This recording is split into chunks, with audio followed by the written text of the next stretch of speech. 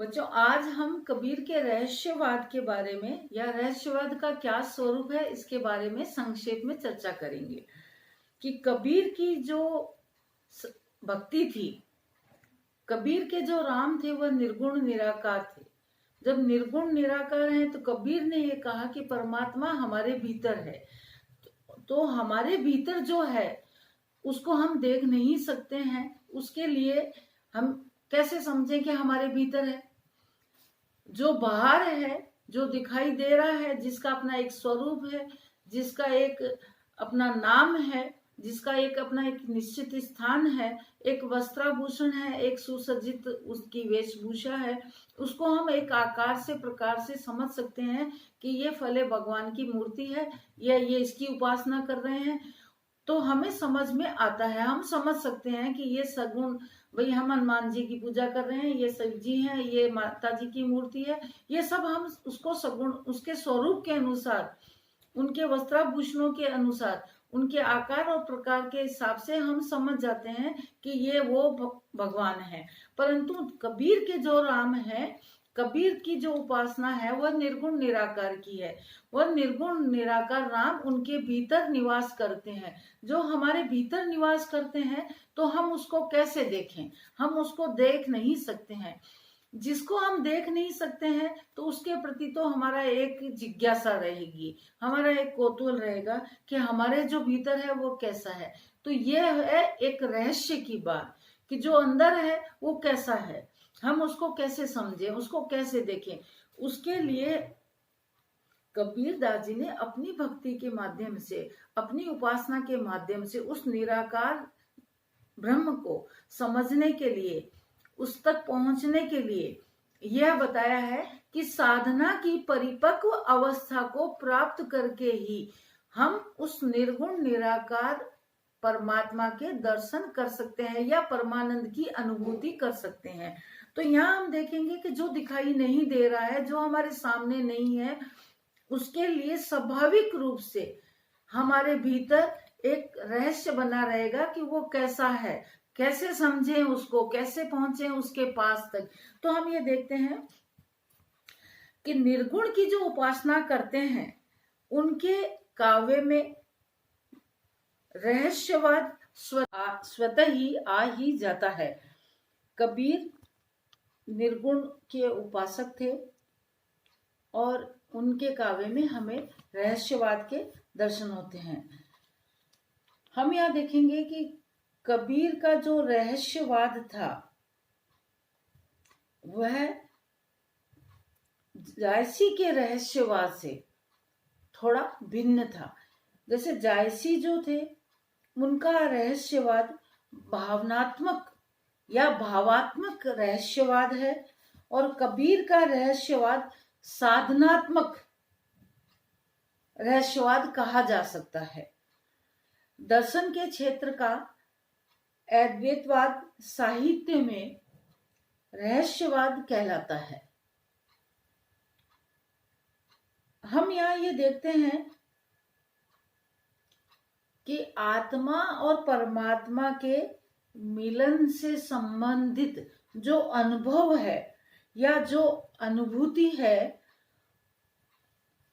उसकी काव्यात्मक ढंग से अभिव्यक्ति ही रहस्यवाद के रूप में हमारे सामने आती है। या हम यूं कह सकते हैं कि रहस्यवाद में आत्मा और परमात्मा के मिलन से संबंधित जो अनुभूति है उसकी काव्यात्मक ढंग से अभिव्यक्ति होती है। जब निर्गुण भक्ति में माधुर्य भाव का समावेश हो जाता है तो रहस्यानुभूति का उदय होता है। माधुर्य भाव प्रेम का सूचक है। तो हम ये देखते हैं कि निर्गुण को स्पष्ट करने के लिए प्रतीकों का प्रयोग करना पड़ता है। हमें प्रतीक रूप में बताना पड़ता है कि कैसे निर्गुण निराकार है वो प्रतीक रूप में कैसे अभिव्यक्त होता है। वह हम ये देखते हैं कि प्रतीक के रूप में पति पत्नी या स्वामी दासी के प्रतीकों द्वारा ऐसे वर्णन को स्पष्ट किया जाता है। सबसे जो व्यापक रहस्यवाद है वह कबीर का ही है। कबीर मानते हैं कि परम तत्व सब में समाया हुआ है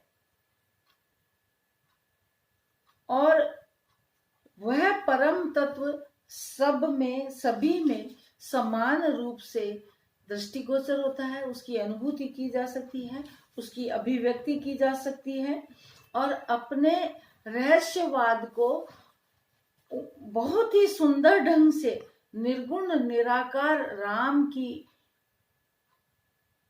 प्रियतम के रूप में, अपने प्रिय के रूप में, प्रियतमा के रूप में अभिव्यक्ति उन्होंने हमारे सामने अभिव्यक्त की है। जैसे कि उन्होंने स्पष्ट किया है दुल्हनी गाओ मंगलाचार, इसके माध्यम से कबीर ने परमात्मा को अपना प्रियतम बतलाते हुए अपना आध्यात्मिक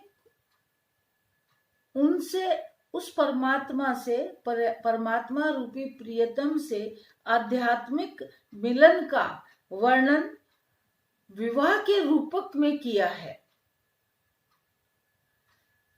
उन्होंने ये कहा है कि भगवान राम जो निर्गुण निराकार है वह दूल्हा बनकर आज मेरे घर आए हैं, इसलिए सब मंगल के गीत गाओ, मंगलाचार गाओ, दुल्हनी गाओ मंगलाचार। तो यहाँ पे क्या है कि अन्य लोग मंगलाचार नहीं गा रहे हैं, परिवारजन नहीं गा रहे हैं। क्यों नहीं गा रहे हैं? क्योंकि ये निर्गुण निराकार है। तो स्वयं जो दुल्हन है वह मंगलाचार गा रही है, आत्मा रूपी जो दुल्हन है वह मंगलाचार स्वयं गा रही है, क्योंकि ये अनुभूति की चीज है, अनुभव से ज्यादा अनुभूति परक है। तो वो कह रहे हैं कि राम जो है ये दूल्हा बनकर आ रहे हैं, इसलिए सब मंगल गीत गाओ। भाव यह है कि परमात्मा से मिलन होने की स्थिति में आत्मा प्रसन्न होती है। मंगलाचार गाना प्रसन्नता का, आनंद का प्रतीक है। तो वो कह रहे हैं कि आत्मा जो है वो प्रसन्न होती है। तब वह कहते हैं कि आत्मा जब प्रसन्न होती है, आनंदित होती है, प्रफुल्लित होती है, तो वह कहती है कि मैं परमात्मा को पति रूप में वर्ण करूंगी।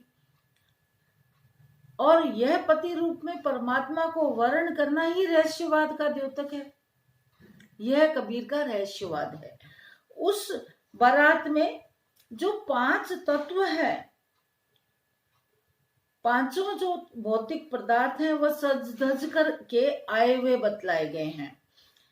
आत्मा रूपी दुल्हन अपने शरीर की वेदी बनाकर अपने पति परमात्मा के साथ विवाह बंधन में बंध जाना चाहती है। तो ये क्या है? यह एक कबीर का रहस्यवाद है, आत्मा और परमात्मा के मिलन का प्रतीक है। तो यहाँ पे क्या है, कबीर जो है आत्मा और परमात्मा के माध्यम से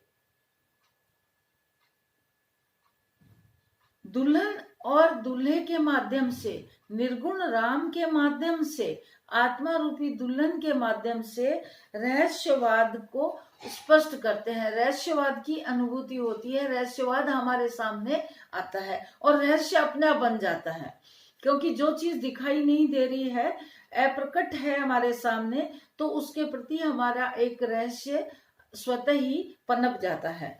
तो यहाँ हम देखते हैं कि कबीरदास जी ने अपने काव्य में रहस्यवाद का उद्घाटन किया है और वह जो निर्गुण है, निराकार है, उसके काव्य में स्वतः ही रहस्यवाद आ जाता है। तो यहाँ हम देखते हैं कि आत्मा और परमात्मा का जो मिलन है वह अद्भुत है, अलौकिक है, क्योंकि वह दृश्य जगत का नहीं है, तो इसलिए अलौकिक है। यहां कहते हैं कि आत्मा और परमात्मा दोनों ही दृष्टिगोचर नहीं है, तो जो चीज हमें लौकिक दृष्टि से दिखाई नहीं दे रही है उसके प्रति हमारा कौतूहल होना, हमारी जिज्ञासा होना, हमारे मन में प्रश्न उत्पन्न होना कि भी क्या है, कैसे है, क्यों हो रहा है, कब होगा, तो ये सब चीजें हमारे मन में जब उत्पन्न होती है तो एक रहस्य का उद्घाटन होता है। और कबीर ने इसी को अपने रहस्यवाद में हमारे सामने स्पष्ट किया है, क्योंकि जो इनका आत्मा और परमात्मा का जो मिलन है वह कि आत्मा का जब परमात्मा से मिलन हो जाता है तो उद्धार होता है, कल्याण होता है, मोक्ष की प्राप्ति होती है। और वो यही हमें संदेश देते हैं कि मानव जीवन जो दुर्लभ है उसको हमें व्यर्थ में नष्ट नहीं करना चाहिए। कबीर दास जी ने इसी के माध्यम से, इस रूपक के माध्यम से अपनी दार्शनिक भावना का प्रतिपादन किया है।